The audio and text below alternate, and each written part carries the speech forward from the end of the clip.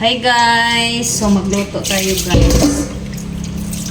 So ang ating ulam ngayon ay kuan.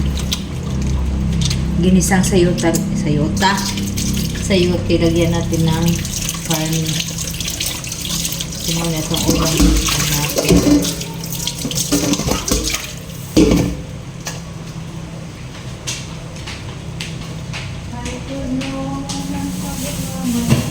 Ang laki naman ang sayoteng ito.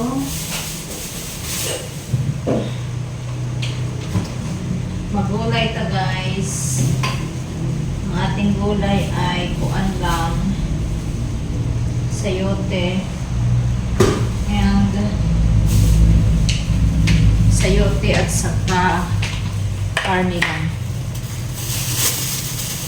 Actually, hindi na ako kakain kasi ang laki na ng aking bell. Diyos ko, sobrang laki ng mga bell. So, akong anak lang akong pagkaon, guys. Kaon sa gulay lang. Hindi na ako mag-rice. Okay.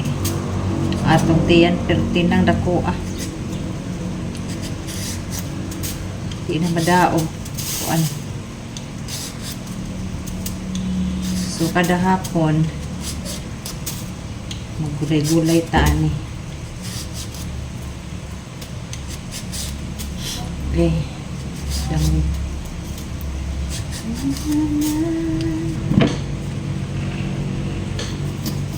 Magpapalit pa ko ni brother o sibuyas kaya wala pa nagpalit sa syudad. Ay, kaya wala man akong gipalit na.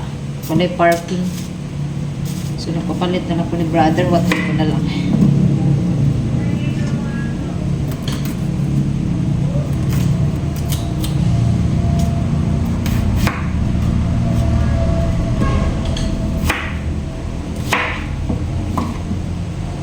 Hindot man siyang sayote sa hon. Lami ni siya. Kaso lang pagpanit ang ani kay kuan ka ng minsan kay karis. Lugmayon na siya guys. Pag may lugmayon na nato. Asle? Okay. Mukaong kaning ha, ma-order ba ni sudan nato ha? Kaya ako paning kamutan nga makakaon ni siya gulay. Kaya ni sa eskwelahan. Kaya nagapunta, gani man ko makagulay. Kay alanganin man sa oras. So, hapon na dyan ko na maggulay. Kaya magkakaon siya. Agay, kapit mahiwa. Oh. So, mga niya ako paningkamutan nga makagulay ko inika hapon. Para man lang magkakaon siya gulay. So, yun na. Libre na ang ating panihapon. Gulay na. Importante may gulay.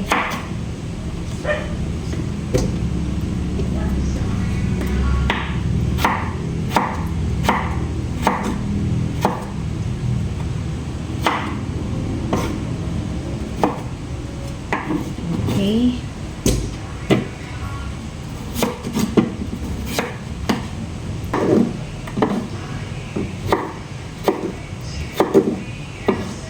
Para ano. And then, atong hugasan. Try para magluto na ta guys. So, ganito lang kasimple ang ating ulam. Isang buong sayote. And then, lagyan nato na subakan na to upuan. Karne ba? Karning baboy. So, simple ra kahit yung sudan. Tapos, hiwa tayo ng kuan, sibuyas. Hiwa tayo sibuyas, guys. Ayun na kayo ng lutoon. Dili dapat sa bulba. Kaya wala ko kapalit atong katong gulay bang sari-sari. Na hiniwa na daan. Manang paliton siya para din ako maghiwa-hiwa. Oy, hugas na lang diretso. So, katunga na itong gamiton kay mahal ang sibuyas. Katunga ara. Diba? Tipid ba? So, Magluto na tayo, guys. Maglagay tayo ng oil.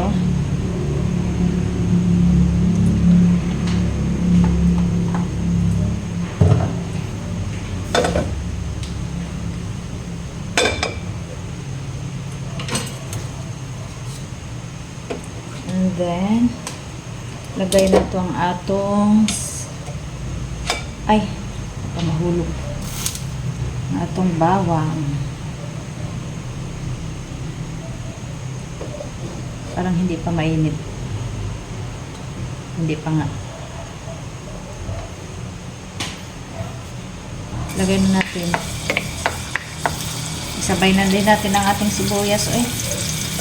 Ayan.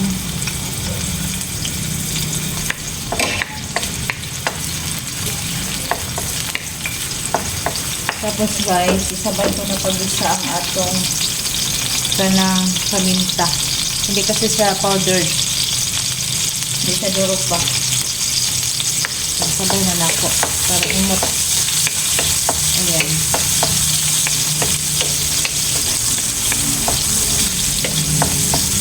Gisa-gisa lang. Gisa-gisahon na nato. Kayo-kayon. Hanggang sa maluto ang atong lamas.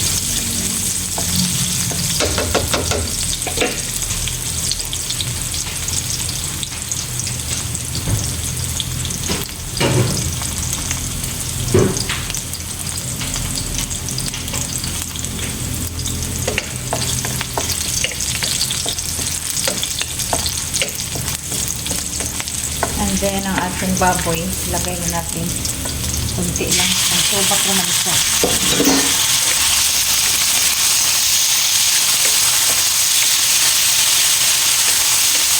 Wala na akong mga seasoning guys. Hindi na ako nakabili. Wala na akong oyster sauce. Wala na akong liquid seasoning. Ubus na. Wala na talaga.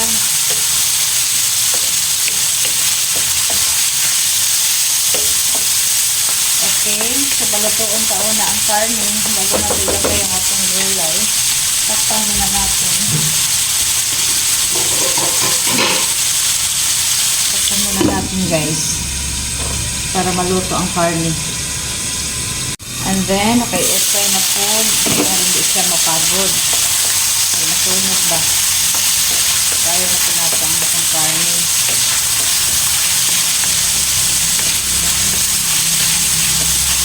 And then, takpan ulit. Ayan.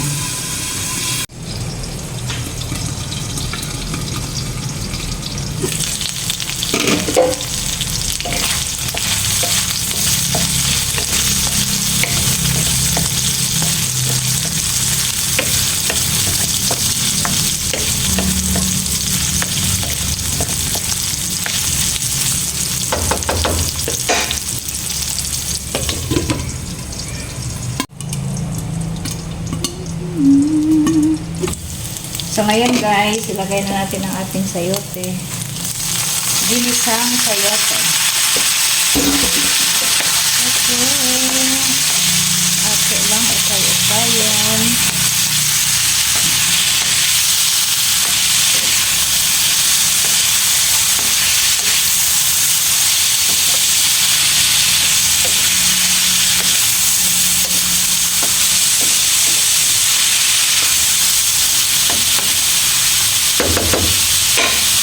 And then, lagay tayo ng konting toyo.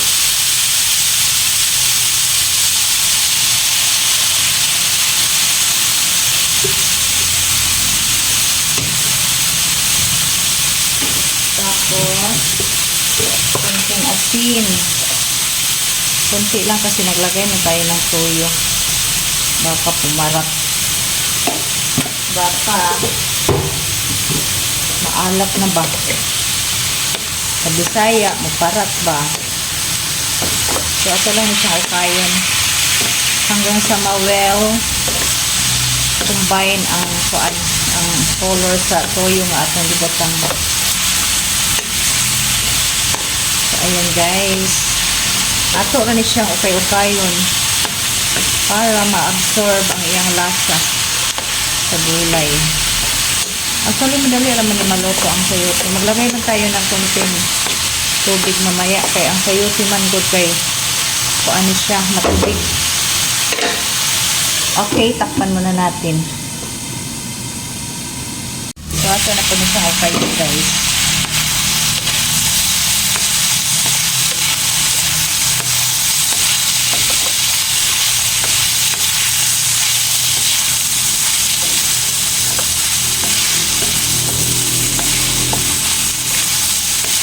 Ito na siyang okay para ma-absorb talaga sa gulay ang iyang lasa. So, ato agad na siyang okay yun. Kaya ginisang kuan man siya. Ginisang sayote man. So, maglagay na ta og gamay and tubig. Konting water lang.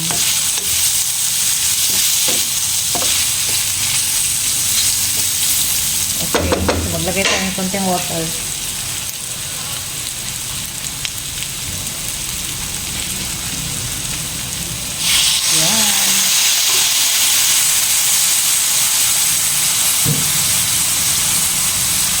So, ayan guys, takpan natin hanggang sa maluto na ito. Okay. And then, kunin ko muna yung pumili kasi ako ng kamote. Para pang diet kunuhay. Kunuhay lang. Nandito sa sasakyan, hindi ko nakuha eh. Naku. Ang dilim na. Ang dilim. Guys, naluto na ang ating sayote. Lain man po ni siya ma-overcook kung may lami. Luto na siya. Madali na magkukay na siya lutoon. Diba? Ayan. Luto na. Let's eat.